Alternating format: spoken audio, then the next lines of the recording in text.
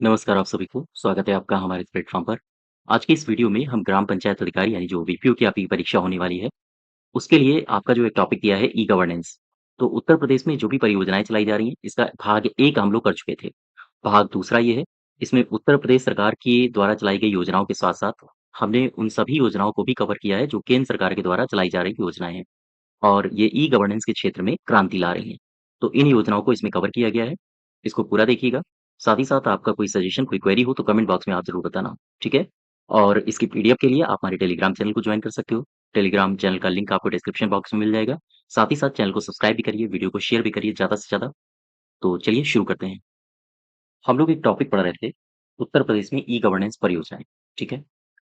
उत्तर प्रदेश में ई-गवर्नेंस परियोजनाएँ और यहाँ से आपके एग्ज़ाम में क्वेश्चंस पूछे जा सकते हैं, कौन-कौन सी ई-गवर्नेंस से संबंधित परियोजनाएँ चलाई जा रही हैं, कौन-कौन से प्लेटफ़ॉर्म्स हैं। तो पिछले पार्ट में हमने उत्तर प्रदेश में ई-गवर्नेंस परियोजनाएँ देखी थी और आज हम लोग उत्तर प्रदेश में और साथ ही साथ भारत सरकार की कुछ प्लेटफ़ॉर्म्स देखेंगे, जहाँ से ई-गवर्नेंस सेवाएँ नागरिकों तक पहुँचाई जा रही हैं, ठीक है? तो इसमें सबसे पहले देखो आप, मैंने यूपी स्वान के बारे में बताया था, SWAN। इसका मतलब क्या होता है? Uttar Pradesh state wide area network, यानी हम कह सकते हैं Uttar Pradesh wide area network. क्या है ये? Uttar Pradesh wide area network क्या है? ये दरअसल एक ऐसा प्लेटफ़ॉर्म है या ये हम कहें ये एक ऐसा नेटवर्क का प्लेटफ़ॉर्म है। इसी के माध्यम से जो उत्तर प्रदेश में जो भी डेटा है, आवाज़ है, वीडियो को सुरक्षित और तेज़ संचार किया जाता है। साथ ही साथ इसके द्वारा जो उत्तर प्रदेश में सभी विभाग हैं, जैसे सरकारी विभाग हो गए, वहाँ पर सूचनाओं को पूरा किया जाता है। सूचनाओं के आदान-प्रदान को पूरा किया जाता है। ठीक है? तो इसमें ये है क्या? इसमें आप 2-3 बातें आप जान लो, इसके बाद फिर हम इसमें जो पूछे जाने वाले फैक्ट्स हो सकते हैं, उनकी चर्चा करेंगे। ये है एक आधार नेटवर्क है, ठीक है? क्या होता है? तो इसके माध्यम से पूरे राज्य में डेटा, आवाज़ और वीडियो के सुरक्षित और तेज़ संचार के लिए प्रयोग किया जाता है। तेज़ संचार के लिए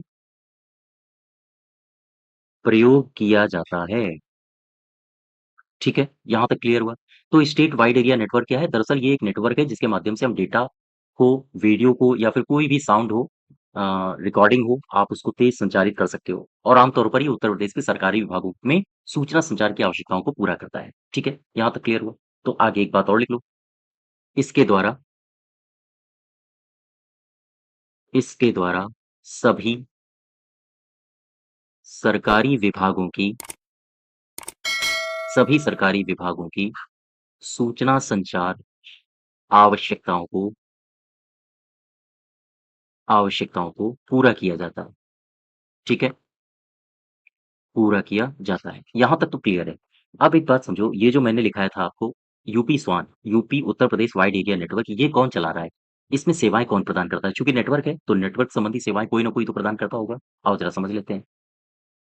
इसमें कौन-कौन है? ये इम्पोर्टेंट है, आप यहाँ से याद रखोगे। ठीक है? क्या-क्या है? आओ देखो। ये जो भारती एयरटेल है, Bharti Airtel, Bharti Airtel limited को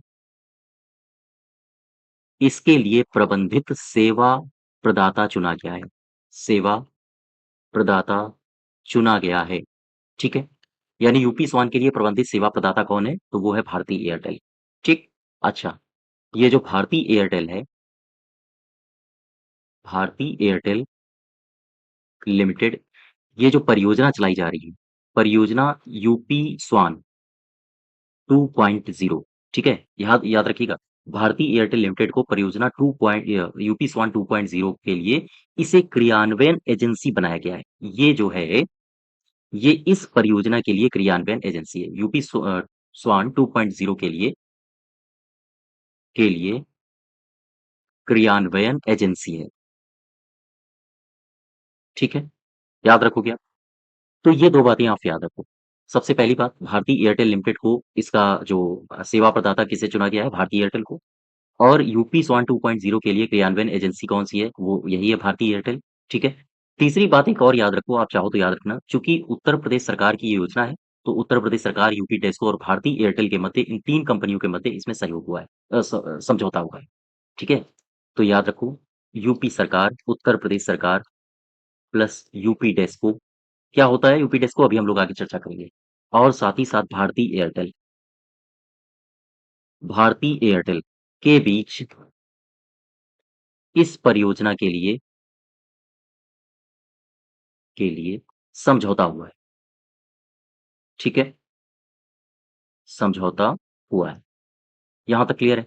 तो इसमें यूपी स्वान में आपको क्या-क्या याद रखना है? सबसे पहले ये जो इसके लक्ष्य हैं, वो तो आप याद ही रखिए। साथ ही साथ जो सबसे महत्वपूर्ण बातें हैं याद रखने लायक, वो ये हैं कि यूपी स्वान के लिए जो सेवा प्रदाता चुना गया है, वो चुना गया है भारती एयरटेल को। ठीक है? यूपी स्वान 2.0 के लिए क्रियान्वयन एजेंसी किसे चुना गया है? अब भी आप बताओगे भारती एयरटेल को, ठीक? और इसके लिए एयरटेल, टेस्को और यूपी सरकार के मध्य इसमें समझौता हुआ है। यहाँ तक क्लियर है? अब एक पोर्टल और देखो, इसका नाम भी आपने शायद सुना हो, मेरी सरकार।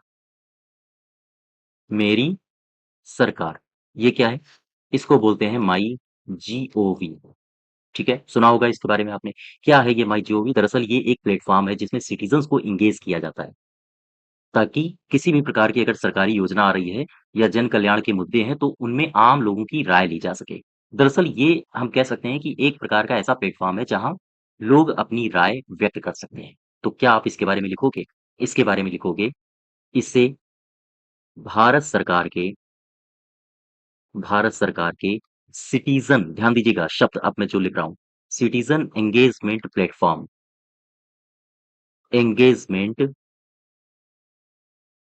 प्लेटफ़ॉर्म के रूप में स्थापित किया गया। प्लेटफ़ॉर्म के रूप में स्थापित किया गया। ठीक है? यहाँ तक क्लियर हुआ? अच्छा, सिटीज़न एंगेजमेंट प्लेटफ़ॉर्म के रूप में स्थापित तो किया गया है, सिटीज़न्स इसमें एंगेज भी बहुत सारे करते हैं। लेकिन क्यों करते हैं? क्या लक्ष्य है? ताकि यह जो प्लेटफ़ॉर्म है, यह प्लेटफ़ॉर्म जनहित और कल्याण के कल्याण से जो जुड़े मुद्दे होते हैं, कल्याण से जुड़े मुद्दे या विषयों के बारे में या विषयों पर के बारे में ही लिख लो आप, के बारे में लोगों की राय लेता है। ठीक है? तो कुल मिला के ये है क्या माई जीओवी है एक प्लेटफ़ॉर्म जिसमें आम नागरिक आते हैं, किसी भी कल्याणकारी कोई योजना बनाई जा रही है, भारत का उत्थान कैसे होगा, इन सब के बारे में ये अपनी राय व्यक्त करते हैं। तभी इसमें कहा गया है कि इसे भारत सरकार का सिटीज़न एंगेजमेंट प्लेटफ़ॉर्म कहा जाता है। ठीक है? माई गॉव यानी माई मेरी सरकार को। अच्छा, अब यहाँ से आपसे 2-3 बातें हैं या एक ही बात है जो आपको पता होनी चाहिए। ये जो प्लेटफ़ॉर्म है ये कब शुरू किया गया? तो सबसे पहले आप जानो इसकी शुरुआत कब हुई? इसकी शुरुआत इसकी शुरुआत की किसने? तो प्रधानमंत्री जी ने की। प्रधानमंत्री ने 2014 में की थी, 26 जुलाई को, ठीक है? ये तारीख आप याद इसकी जो शुरुआत की थी प्रधानमंत्री नरेंद्र मोदी जी ने 26 जुलाई 2014 को की थी की थी, ठीक है? साथ ही साथ इसमें एक बात और याद रखो, इस पूरे के पूरे प्लेटफ़ॉर्म को कितनी भाषाओं में उपलब्ध कराया जा रहा है?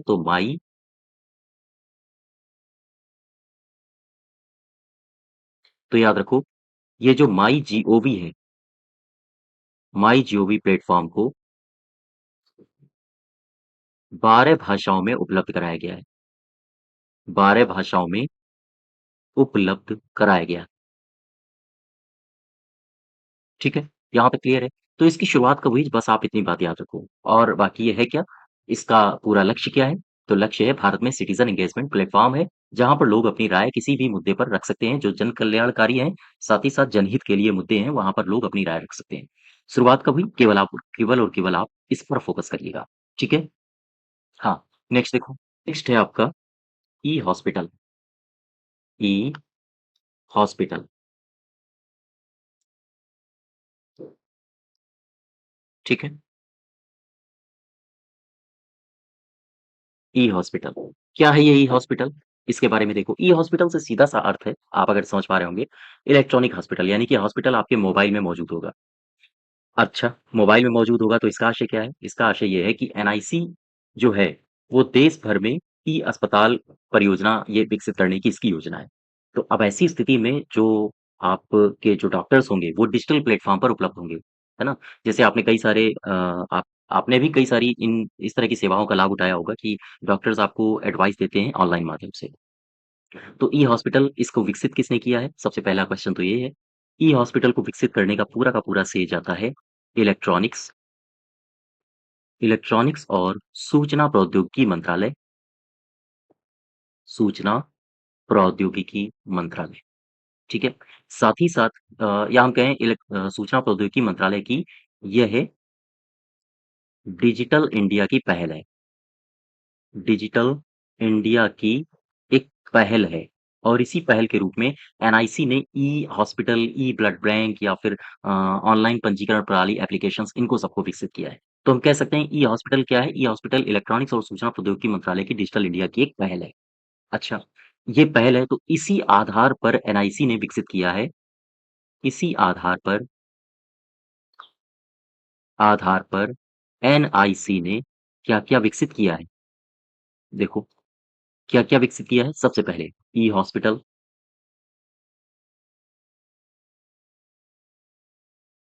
ई-हॉस्पिटल, साथ ही साथ और क्या विकसित किया है? ई-ब्लड बैंक और क्या विकसित किया है? विकसित किया है ऑनलाइन पंजीकरण प्रणाली, ठीक है? ऑनलाइन पंजीकरण प्रणाली यानी कि ओआरएस कहा जाता है इसे। इन सब एप्लीकेशंस को विकसित किया है। इन एप्लीकेशंस को विकसित किया है, ठीक है? तो ई-हॉस्पिटल क्या है? दरअसल ये एक डिजिटल इंडिया की पहल है जो कि इलेक्ट्रॉनिक्स और सूचना प्रौद्योगिकी मंत्रालय के अ विचार से या हम कहें इसके अगुवाई में इसको विकसित किया गया है। साथ ही साथ एनआईसी ने और क्या-क्या विकसित किया है? जैसे ई-हॉस्पिटल हो गया, इस ई-ब्लड बैंक इस एप्लीकेशन को भी विकसित किया है, ठीक है? और ऑनलाइन पंजीकरण पोर्टल या ऑनलाइन पंजीकरण प्रणाली इसे भी विकसित किया है एनआईसी ने। अच्छा, अब ये क्वेश्चन ये आया कि ये जो ऑनलाइन पंजीकरण प्रणाली है, इसका विकास कब हुआ? तो आप यहाँ से फैक्ट्स लिखते जाओ, जो आपसे पूछे जा सकते हैं। मैं बात ओआरएस पोर्टल की कर रहा हूँ। ओआरएस पोर्टल का उद्घाटन ये कब हुआ? 1 जुलाई 2015, ठीक है? किसने किया?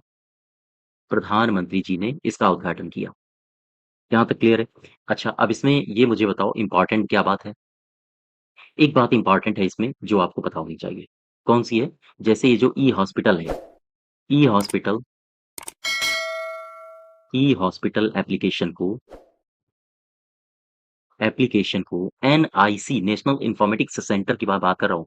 एनआईसी के एक इसका राष्ट्रीय क्लाउड है, क्लाउड स्टोरेज है जिसका नाम है मेघराज, ठीक है? तो वहाँ पर इसको होस्ट किया जाता है। तो आपसे ये पूछ सकता है कि ई-हॉस्पिटल एप्लीकेशन को एनआईसी के राष्ट्रीय क्लाउड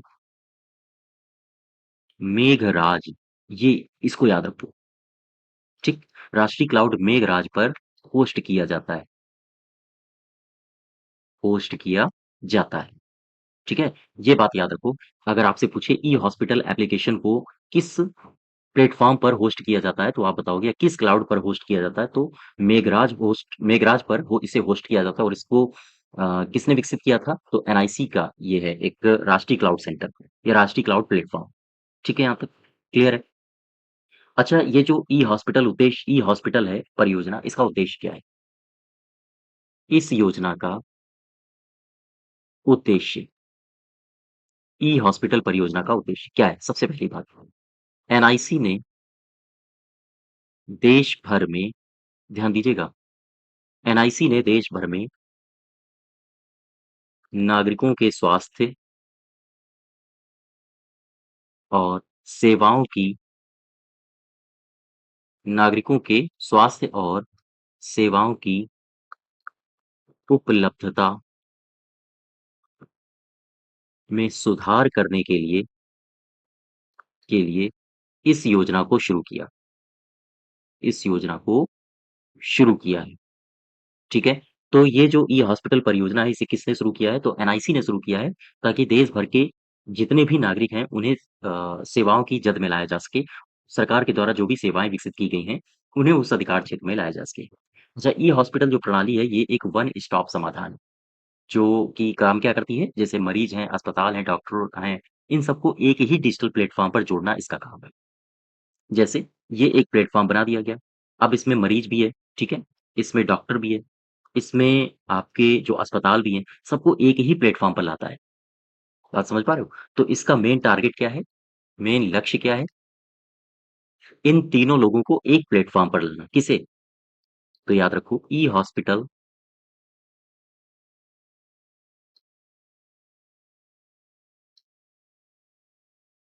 ई-हॉस्पिटल प्रणाली एक क्या है?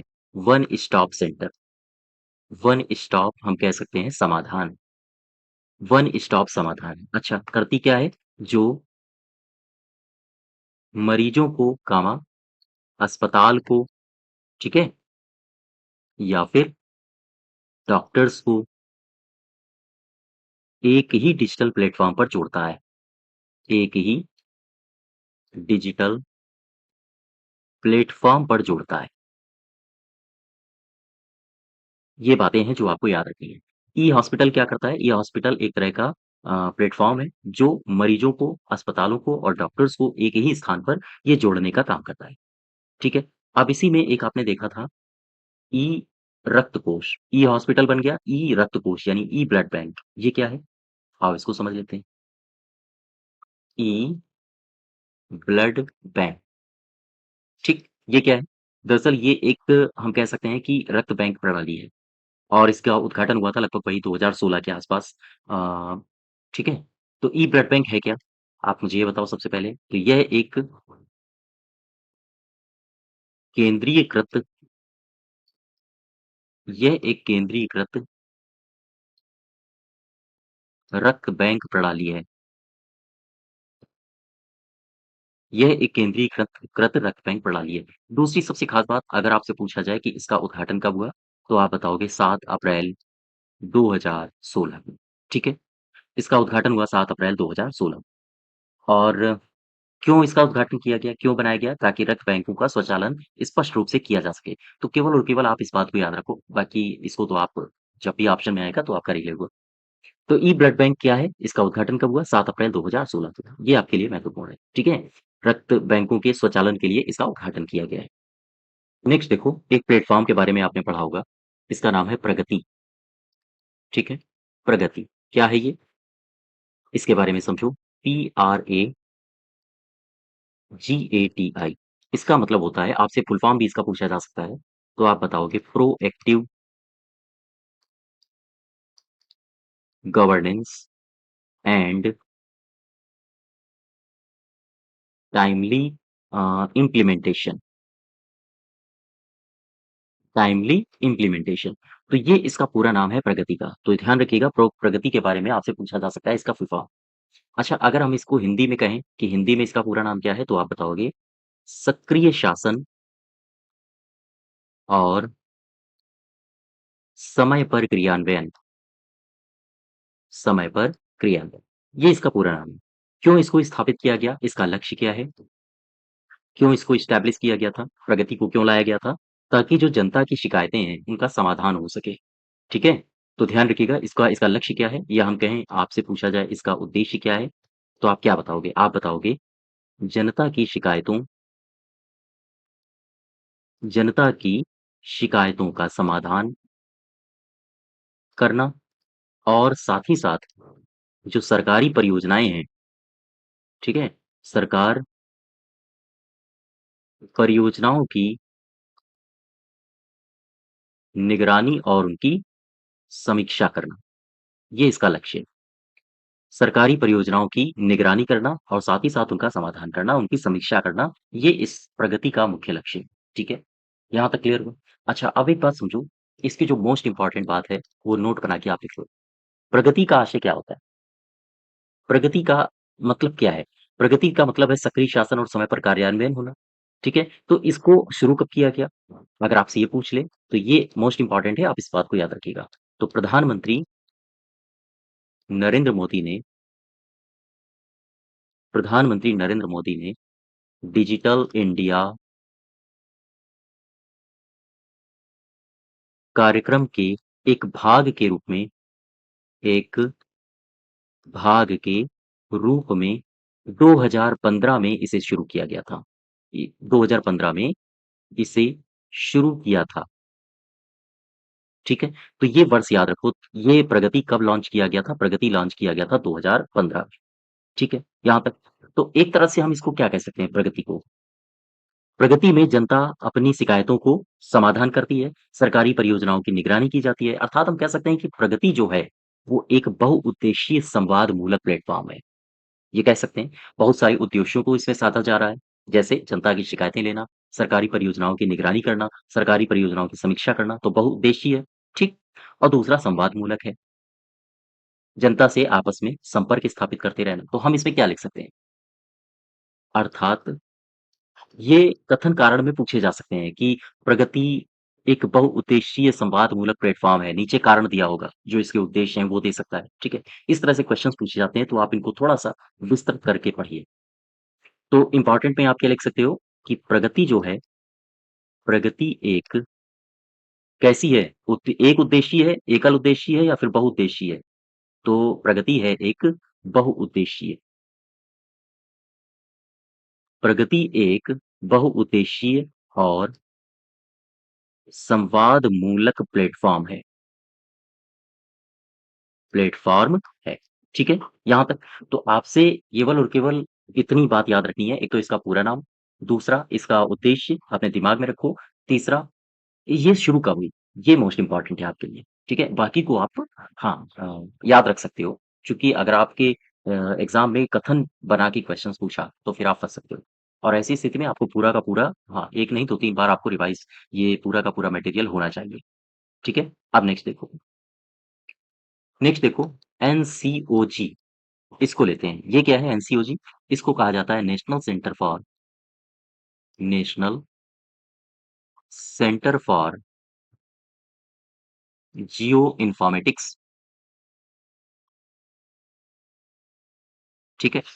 NCOG national centre for geo informatics.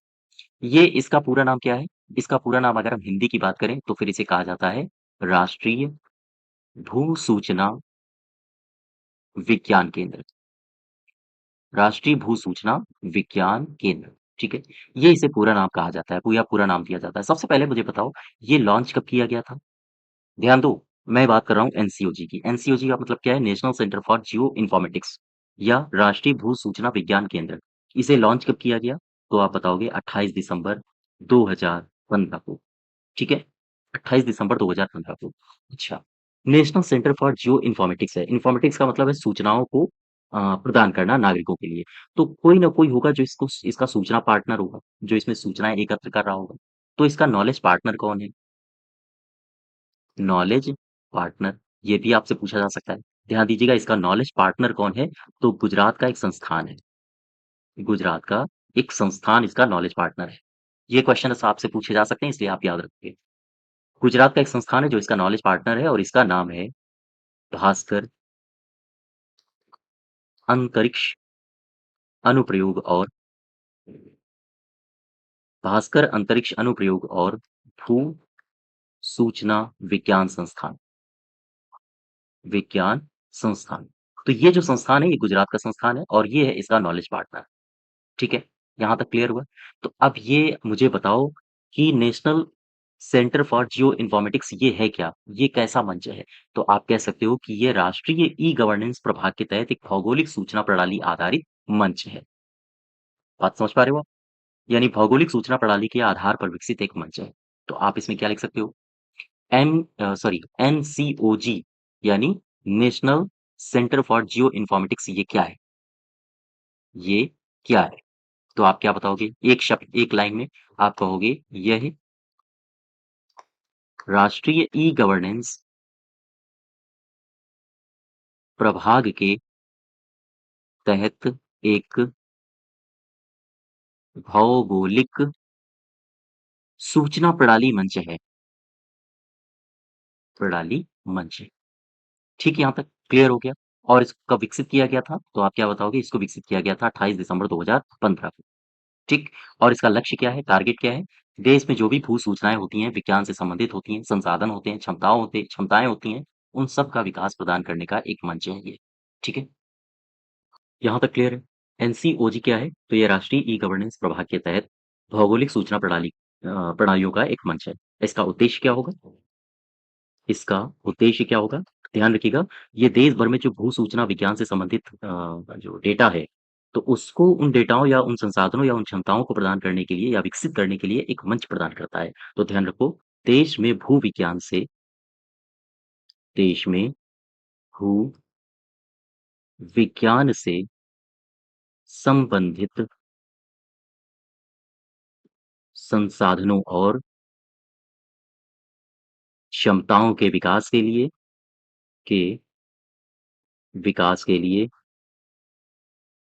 एक मंच प्रदान करना,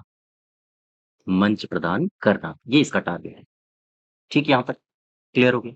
अब ज़रा एक और योजना देखो, जिसका नाम है सीएससी 2.0 सीएससी 2.0 ठीक? सीएससी 2.0 सीएससी कब एस्टैब्लिश हुआ था, ये मैंने आपको पीछे कराया हुआ है और सीएससी 2.0 के बारे में अब हम बात कर रहे हैं। तो सीएससी 2.0 क्या है? दरअसल भारत सरकार ने डिजिटल इंडिया के तहत इस परियोजना की शुरुआत की है। क्या है ये? आगे देखते हैं। सबसे पहले आप मुझे ये बताओ इसकी शुरुआत कब हुई? तो याद रखो भारत सरकार ने डिजिटल इंडिया योजना के तहत अगस्त 2015 ये तारीख याद रखो। अगस्त 2015 में इस परियोजना की शुरुआत की। ठीक है? यहाँ तक बात समझ पाए? क्यों शुरुआत की गई? क्या टारगेट है? किसे लक्षित किया जा रहा है? क्या लक्ष्य साधा जाएगा? तो ध्यान रखिएगा, देश भर में इस योजना के तहत देश भर में 2.5 लगभग 2.5 लाख ग्राम पंचायतों में कम से कम सीएससी की स्थापना करना इसका लक्ष्य है। तो देश भर में 2.5 लाख ग्राम पंचायतों में कम से कम 1 सीएससी की स्थापना करना, ये इसका लक्ष्य है। क्यों इसको स्थापित किया जा रहा है? ताकि जो नागरिक हैं, वो केंद्रीय सेवाओं का लाभ उठा सकें। तो देश भर के लगभग 2.5 लाख ग्राम पंचायतों के कम से कम एक पंचायत में तो सीएससी की स्थापना हो, ताकि नागरिक सरकार की योजनाओं का लाभ ले सकें योजनाओं का लाभ ले सकें। ये इसका टारगेट है। इस वजह से इसको लक्षित किया जा रहा है। अच्छा, इसकी कार्यान्वयन एजेंसी क्या है? तो नोट बना के आप एक बात लिख लो। इस परियोजना इस परियोजना मैं सीएससी 2.0 की बात कर रहा हूँ। इस परियोजना की कार्यान्वयन एजेंसी की अगर बात करेगा, इस परियोजना की कार्यान्वयन एजेंसी कौन है? तो आप बताओगे CSC e governance services India limited. ये इसकी कार्यान्वयन एजेंसी है, ठीक है? या हम कहें सीएससी स्पेशल पेपर व्हीकल। तो अगर आपसे पूछे सीएससी 2.0 की कार्यान्वयन एजेंसी कौन है? तो CSC e governance services India limited इसकी कार्यान्वयन एजेंसी है। सीएससी क्या है? ध्यान दीजिएगा, ये किसके द्वारा संचालित होती है? अगर आपसे ये पूछे सीएससी को कौन चलाता है या सीएससी का संचालन कौन करता है? तो आप क्या बताओगे? आप बताओगे सीएससी एक आत्मनिर्भर उद्यमिता मॉडल है, ठीक है? सीएससी क्या है? ये एक आत्मनिर्भर उद्यमिता मॉडल है, जिसे ग्राम स्तरीय उद्यमी चलाते हैं। ग्राम स्तरीय उद्यमी को कहा जाता है वीएलई, ठीक है? विलेज लेवल एंड लेबर या हम कहें विलेज लेवल एंटरप्रेन्योर्स। तो इसे वीएलई के द्वारा संचालित किया जा रहा है या हम कहें जिसे ग्राम स्तरीय उद्यमी के द्वारा संचालित किया जाता है, ठीक है? यहाँ तक क्लियर है? तो अब एक क्वेश्चन आया कि ये वीएलई क्या होता है? देखो, VLE ये क्या होता है? इसको कहा जाता है विलेज लेवल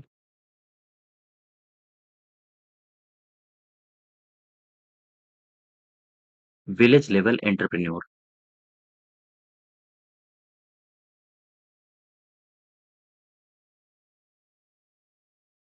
ठीक है? VLE। तो VLE क्या है? दरअसल जो CSC योजना होती है, कॉमन सर्विस सेंटर योजना, तो उसका मुख्य अगर कर्ता-धर्ता आपसे पूछा जाए तो यही होता है VLE। ग्राम स्तरीय उद्यमी इसे कहा जाता है। तो हिंदी में भी आप लिख लो, इसे ग्राम स्तरीय उद्यमी कहा जाता है। ठीक है? जिसे आप VLE विलेज लेवल एंटरप्रेन्योर कहा जाता है या आप कहते हो।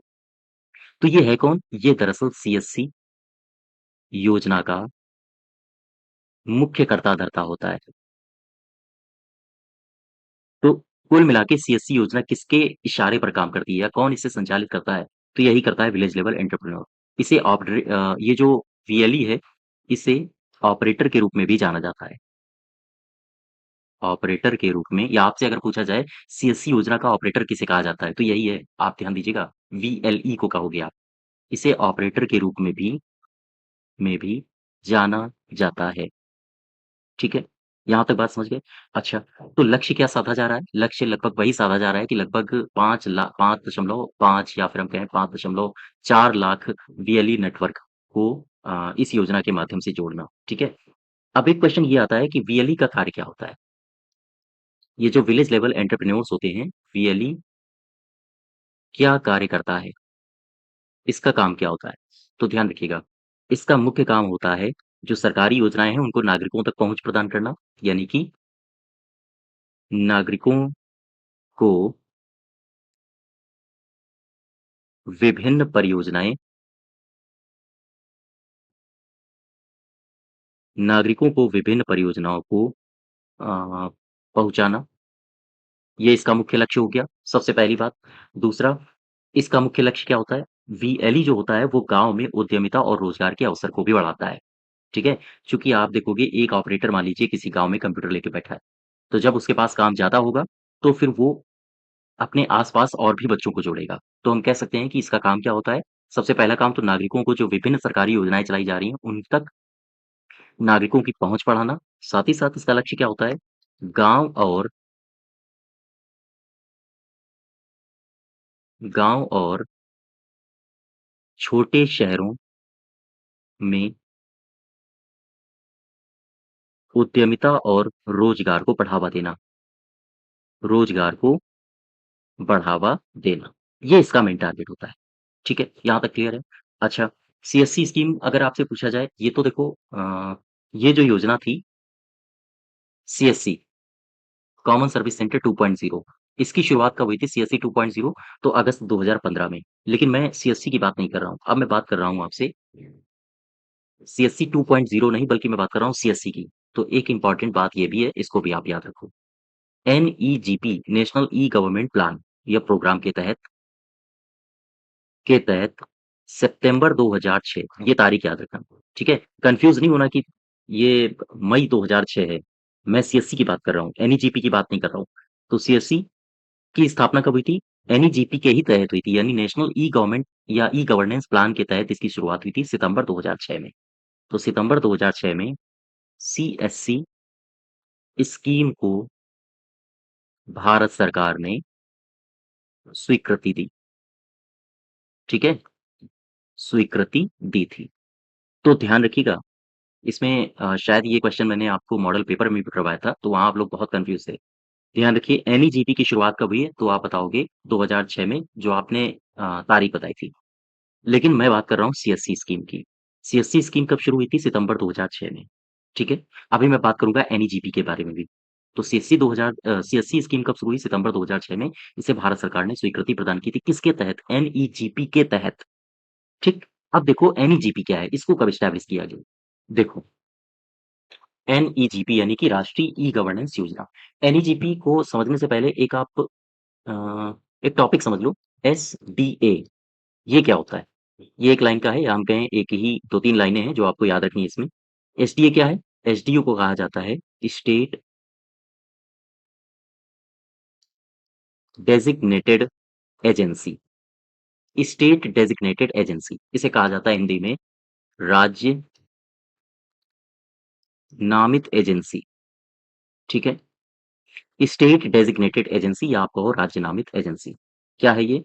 दरअसल ये राज्य सरकार की एजेंसी होती है, जो कॉमन सर्विस सेंटर चल रहे हैं ना राज्य में, उनकी निगरानी करती है, उनके कार्यान्वयन के लिए ये ज़िम्मेदार होती है। तो ध्यान रखिएगा बस इसमें इतनी ही बातें हैं। यह एक राज्य सरकार की राज्य सरकार की एजेंसी है, ठीक? जो क्या काम करती है? राज्य में कॉमन सर्विस सेंटर जो राज्य में कॉमन सर्विस सेंटर के कार्यान्वयन के लिए ज़िम्मेदार है। कार्यान्वयन के लिए क्या है? ज़िम्मेदार है। एसडीए, स्टेट डेज़िग्नेटेड एजेंसी, ठीक है? तो इसमें आप इतनी ही बात याद रखो, राज्य में कॉमन सर्विस सेंटर के कार्यान्वयन के लिए ज़िम्मेदार एजेंसी कौन-सी है? SDA, state designated agency. अब ज़रा नेक्स्ट देखो, ई-गवर्नेंस परियोजना, राष्ट्रीय ई-गवर्नेंस परियोजना, ठीक है? ये क्या है? आओ इसको समझ लेते हैं। राष्ट्रीय ई-गवर्नेंस परियोजना, इसे कहा जाता है इंग्लिश में एनईजीपी। क्या है ये एनईजीपी? इसको कहा जाता है नेशनल ई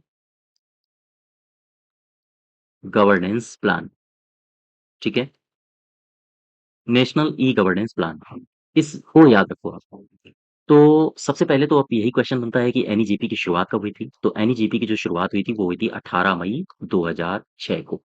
ये तारीख याद रखो। फिर से मैं बता रहा हूँ, एनईजीपी अलग है, सीएससी अलग है। एनईजीपी की शुरुआत पूछे तो 18 मई 2006 है, सीएससी की शुरुआत सीएससी को कब मंजूरी मिली थी? तो सितंबर 2006 को, ठीक है? एनईजीपी 18 मई 2006 को इसको मंजूरी प्रदान की गई, को मंजूरी मिली। अच्छा, कितने घटकों के साथ इसको मंजूरी मिली थी? तो 27 mission mode project, 27 mission mode project और साथ ही साथ 8 घटक वाली यह योजना है, ठीक है? 27 मिशन मोड प्रोजेक्ट को इस योजना में शामिल किया गया था, लेकिन 2011 में इसमें 4 मिशन मोड प्रोजेक्ट्स को और बढ़ा दिया गया। कौन से हैं? ये पूछे जा सकते हैं आपसे। ध्यान दो यहाँ से, वर्ष 2011 में 27 एमएमपी, ये एमएमपी क्या है? एमएमपी है मिशन मोड प्रोजेक्ट। तो 27 एमएमपी की सूची को 31 मिशन मोड परियोजना बना दिया गया। ये अब 27 से 31 बन गई हैं, तो 27 से 31 बनी इसका मतलब 4 जोड़ी गई हैं। तो कौन-कौन सी जोड़ी गई हैं 4 परियोजनाएँ? जैसे स्वास्थ्य, पीडीएस, शिक्षा और क्या है? और चौथा है डाक सेवा, ठीक है? तो आजकल इसमें 31 मिशन मोड प्रोजेक्ट्स हैं और इसमें जो है 8 घटक हैं, 8 घटकों वाली ये ई-गवर्नेंस परियोजना है कुल मिला के। अब यहाँ से ई-गवर्नेंस को समग्र रूप से बढ़ावा देने के लिए कई परियोजनाएँ शुरू की गई हैं। जैसे मैं बात करूँ और कौन-कौन सी परियोजनाएँ इसके अंतर्गत आती हैं, ताकि ई-गवर्नेंस परियोजना को और सशक्त बनाया जा सके, जैसे एसडीसी, ठीक है? ये मैं आपसे ये बहुत ज़्यादा पूछा नहीं जाएगा, मैं केवल और केवल इनके फुल फॉर्म्स लिख के दे रहा हूँ। एसडीसी, एसडीसी का मतलब क्या होता है? स्टेट डेटा सेंटर, ठीक है? एसडीसी के बाद एसडब्ल्यूए है, स्वान, ये मैं पीछे डिस्कस कर चुका हूँ। State wide area network, state wide area network, ठीक है? स्वान हो गया और कौन से हैं? सीएससी, सीएससी मतलब कॉमन सर्विस सेंटर, ठीक है? सीएससी के बाद आपने एक और सुना होगा एनएसडीजी, एनएसडीजी का मतलब क्या होता है? एनएसडीजी का मतलब होता है national e governance service delivery gateway, delivery gateway, ये इसका पूरा मतलब होता है एनएसडीसी का, ठीक है? एनएसडीसी के अलावा और भी आपने सुना होगा जैसे एसएसडीजी, इसका मतलब क्या होता है? इसका मतलब होता है कि state e governance service digital gateway, याद रखो, state e governance service digital gateway, ठीक है? और जैसे ये एसएसटीसी हो गया, एसएसटीसी के बाद मैं अगर बात करूँ एमएसडीजी, तो एमएसडीजी क्या है? एमएसडीजी का मतलब होता है मोबाइल ई गवर्नेंस सर्विस मोबाइल ई गवर्नेंस सर्विस डिलीवरी गेटवे, ठीक है? तो कुल मिला के ये सारी परियोजनाएँ चलाई जा रही हैं। SSTC state e governance service delivery gateway जो मैंने पीछे आपको लिखा था, ठीक है? NSDC national e governance service delivery gateway. तो ये कई सारी परियोजनाएँ चलाई जा रही हैं जो ई गवर्नमेंट को या ई गवर्नेंस को समग्र रूप से बढ़ावा देती हैं, ठीक है? इसके अलावा एक आपने नाम सुना होगा ई प्रमाण, ये क्या है? आओ इसके बारे में समझ लेते हैं। ई प्रमाण, ये क्या है? दरअसल ई-प्रमाण एक तरह से प्रमाणीकरण है उपयोगकर्ताओं का। तो हम कह सकते हैं कि ये इलेक्ट्रॉनिक्स और सूचना प्रौद्योगिकी मंत्रालय के द्वारा इसको विकसित किया गया है। ज़ाहिर-सी बात है, जब भी कभी ई संबंधी इलेक्ट्रॉनिक्स कोई योजना आएगी, तो सबसे पहला हाथ होता है उसको विकसित करने का इलेक्ट्रॉनिक्स मंत्रालय का। ठीक? क्या है ये? तो उपयोगकर्ता की पहचान के लिए इलेक्ट्रॉनिक सत्यापन की एक क्रिया है ई-प्रमाण। प्रमाण दो कि आप ही हो। बात समझ पा रहे हो? तो यहाँ से 2-3 बातें आपसे पूछी जा सकती हैं। सबसे पहली बात, इसे किसने विकसित किया? तो आप बताओगे, यह इलेक्ट्रॉनिक्स और सूचना प्रौद्योगिकी मंत्रालय द्वारा यह इलेक्ट्रॉनिक्स और सूचना प्रौद्योगिकी मंत्रालय के द्वारा एक राष्ट्रीय एक राष्ट्रीय ई-प्रमाणीकरण सेवा है। ई-प्रमाणीकरण सेवा है। अब एक क्वेश्चन ये आया कि ये ई-प्रमाणीकरण लिखा है, तो ये क्या है? ई-प्रमाणीकरण देखो, ई-प्रमाणीकरण ध्यान दो, ये है क्या? दरअसल यह उपयोगकर्ता प्रमाण किसका माँगेगा? उपयोगकर्ता का। तो यह उपयोगकर्ता की पहचान की एक इलेक्ट्रॉनिक सत्यापन की क्रिया है, ठीक है? की क्रिया है। तो ई-प्रमाणीकरण क्या है? जैसे आप लोग एग्ज़ाम जब देने जाते होगे, तो वहाँ पर आपका जो हम कहें आपके जो थंब लिए जाते हैं या फिर आपके जो पिक्स ली जाती हैं, तो वो एक तरह से पहचान है, ई-प्रमाणीकरण है, कि ये कैंडिडेट जो एग्ज़ाम दे रहा है, वो यही है। तो ई-प्रमाणीकरण क्या है? तो ये एक उपयोगकर्ता की पहचान की एक इलेक्ट्रॉनिक सत्यापन की क्रिया है। ताकि जो उपयोगकर्ता सत्यापित किया गया है, तो सरकारी योजनाओं का लाभ उसी को मिल रहा है, ठीक है? एक नोट बना के आप बात याद रखो, इस बात को मत भूलना। ई-प्रमाण की सेवाएँ किसके माध्यम से प्रदान की जा रही हैं? तो आप बताओगे ई-प्रमाण की सेवाएँ एनएसडीजी और एसएसडीजी के माध्यम से प्रदान की जाती हैं, ठीक है? तो ये बात याद रखो एनएसडीजी और एसएसडीजी ये क्या होता है मैंने पीछे आपको बताया है। National e governance service delivery gateway और एसएसडीजी क्या था? State e governance service delivery gateway.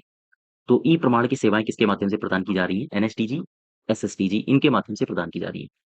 ई प्रमाण क्या है? तो एक प्रकार से ई प्रमाण ये इलेक्ट्रॉनिक्स और सूचना प्रौद्योगिकी मंत्रालय के द्वारा विकसित ई प्रमाणीकरण सेवा है। क्या होता है इसमें? इसमें उपयोगकर्ता की पहचान होती है ई प्रमाणीकरण के माध्यम से। ताकि जो सेवा व्यक्ति ले रहा है, वह उसकी पहचान की जा सके कि वो योग्य है या नहीं है। ठीक है? हाँ, इसके बाद फिर इनको सेवाएँ प्रदान करना। अब एक शब्द और समझो, इस शब्द का हुँ, नेक्स्ट देखो ई-क्रांति, ये शब्द आपने सुना होगा, ई-क्रांति, ये क्या है? इसके बारे में अभी हम लोग चर्चा करेंगे। लेकिन ई-क्रांति अगर मैं आपसे पूछूँ कि ये डिजिटल इंडिया कार्यक्रम जो भारत सरकार के द्वारा चलाया जा रहा है, ये डिजिटल इंडिया कार्यक्रम का कौन-सा स्तंभ है? आपको पता है डिजिटल इंडिया कार्यक्रम के बारे में? मैं एक हल्का-सा व्यू आपको देता हूँ डिजिटल इंडिया कार्यक्रम का। डिजिटल इंडिया कार्यक्रम। अगर आपसे पूछा जाए कि इस डिजिटल इंडिया कार्यक्रम में कितने स्तंभ हैं, तो आप क्या बताओगे? 9 ठीक है? 9 स्तंभ हैं। अच्छा ये जो 9 स्तंभ हैं, इनमें ई क्रांति कहाँ पर है? तो सबसे पहले आपको 9 स्तंभ पता होने चाहिए। सबसे पहला कौन-सा है? ब्रॉडबैंड हाईवे, ठीक है? सबसे पहले आप बताओ ब्रॉडबैंड हाईवे के बारे में, ये पहला स्तंभ है। दूसरा स्तंभ कौन-सा है? मोबाइल कनेक्टिविटी, मोबाइल कनेक्टिविटी तक सार्वजनिक पहुँच, सार्वजनिक पहुँच ये दूसरा स्तंभ हो गया। तीसरा स्तंभ इसमें कौन-सा है? तीसरा स्तंभ है सार्वजनिक इंटरनेट एक्सेस प्रदान करना, एक्सेस कार्यक्रम, ठीक है? चौथा इसमें कार्यक्रम कौन-सा है या चौथा स्तंभ कौन-सा है? टोटल मैं 9 स्तंभ की बात कर रहा हूँ। चौथा स्तंभ है ई-गवर्नेंस। ये बात आप याद रखोगे, भूलना नहीं है। आपसे अगर पूछा जाए कि डिजिटल इंडिया कार्यक्रम के जो 9 स्तंभ हैं, उनमें से ई-गवर्नेंस कौन-सा स्तंभ है? तो आप बताओगे चौथा स्तंभ, ठीक? 5वां स्तंभ कौन-सा है? 5वां है ई-क्रांति, इलेक्ट्रॉनिक क्रांति को भारत में प्रवेश कराना। ये दोनों ही महत्वपूर्ण हैं आपके लिए, ठीक है? तो ई-क्रांति जो मैं बात कर रहा हूँ आपसे, वो क्या है? वो डिजिटल इंडिया कार्यक्रम के तहत 5वां स्तंभ है, ठीक है? इसके बाद आगे 6वां स्तंभ है, 7वां स्तंभ है, 8वां है, 9वां है। जैसे 6वें की मैं बात करूँ, तो सभी के लिए सूचनाएँ उपलब्ध कराना, ठीक है? मैं अब लिखूँगा नहीं आपसे, मेरा टारगेट केवल ई-क्रांति तक था। जैसे ये 6वां स्तंभ हो गया, 7वां कौन-सा इलेक्ट्रॉनिक्स विनिर्माण करना, है ना? 8वां हो गया नौकरियों के लिए आईटी का इस्तेमाल करना, इन्फॉर्मेशन टेक्नोलॉजी का इस्तेमाल करना और जो 9वां स्तंभ है वो है जैसे जल्द परिणाम देने वाले परिणामों को अ, प आगे बढ़ाना। तो इसमें टोटल 9 स्तंभ हैं। मैं 9 स्तंभों तक नहीं जा रहा हूँ, मैं केवल और केवल इन 2 स्तंभों को उठाऊँगा। तो डिजिटल इंडिया कार्यक्रम के तहत ई-क्रांति कौन से स्तंभ है? कौन-सा स्तंभ है? तो आप बताओगे 5वां, ठीक? अब इसमें आप यहाँ से देखो 2-3 बातें जो महत्वपूर्ण हैं ई-क्रांति के लिए। सबसे पहली बात एक तारीख याद रखो 25/3/2015 को मंत्रिमंडल ने ई-क्रांति ध्यान दो, मंत्रिमंडल ने ई-क्रांति के दृष्टिकोण और घटकों को मंजूरी दी, को मंजूरी प्रदान की। अगर आपसे पूछा जाए ई-क्रांति के घटक और उसके दृष्टिकोण को मंजूरी कब प्रदान की गई है, तो आप बताओगे हाँ, यही मंजूरी दी 25/3/2015 को।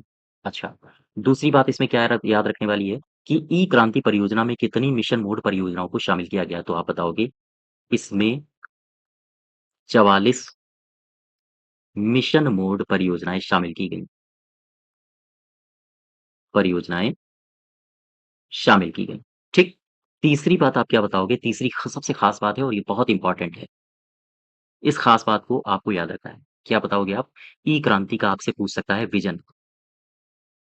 ई-क्रांति का विज़न क्या है? तो आप बताओगे शासन में बदलाव। शासन में बदलाव के लिए ई-गवर्नेंस में बदलाव,